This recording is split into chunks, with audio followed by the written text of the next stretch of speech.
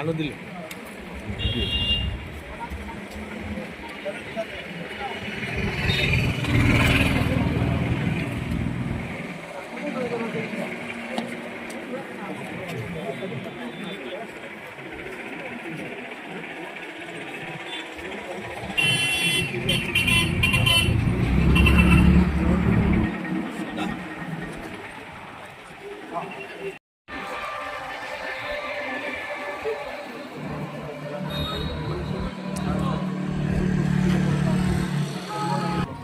আদি কৰি অসমৰ প্ৰণামযোগ্য ব্যক্তিসকলক আমি আমন্ত্ৰণ জনাইছোঁ।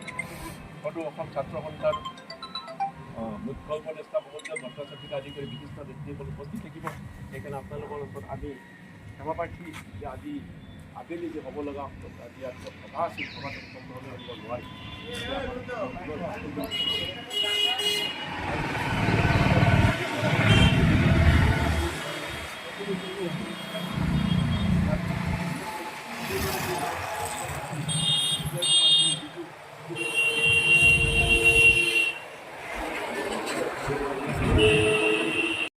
শিল্প দিৱস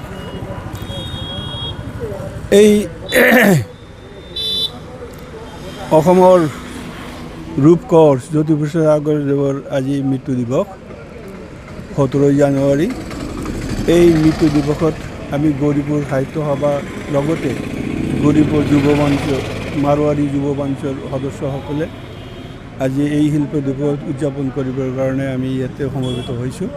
ইতিমধ্যে আমাৰ মাজত উপস্থিত হৈছে গুৱাহাটী মহানগৰ সাহিত্য সভাৰ সভাপতি প্ৰফুল্ল চন্দ্ৰ বৰ্মনদেৱ।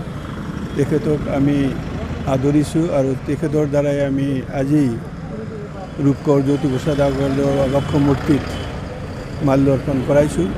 আমি জ্যোতিপ্ৰসাদৰ যিটো আদৰ্শ, সেই আদৰ্শৰ প্ৰতি সন্মান জনাই আমি সকলোৱে গৌৰীপুৰৰ যিমান মানুহ আছে সকলোকে আহ্বান জনাই ইয়াতে সমবেত হৈছোঁ। আজি আমি সকলোৱে এই শিল্পী দিৱসত আজি আমি সমবেত হৈছোঁ আৰু আমাৰ গৌৰীপুৰৰ যিটো পৰম্পৰা আছে সংস্কৃতিৰ দিশত, সেইটো আমি বজাই ৰাখিবৰ কাৰণে বদ্ধপৰিকৰ। এইখিনি কৈছোঁ।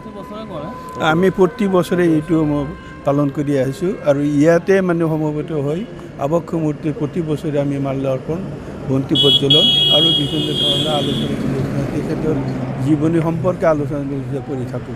ধন্যবাদ।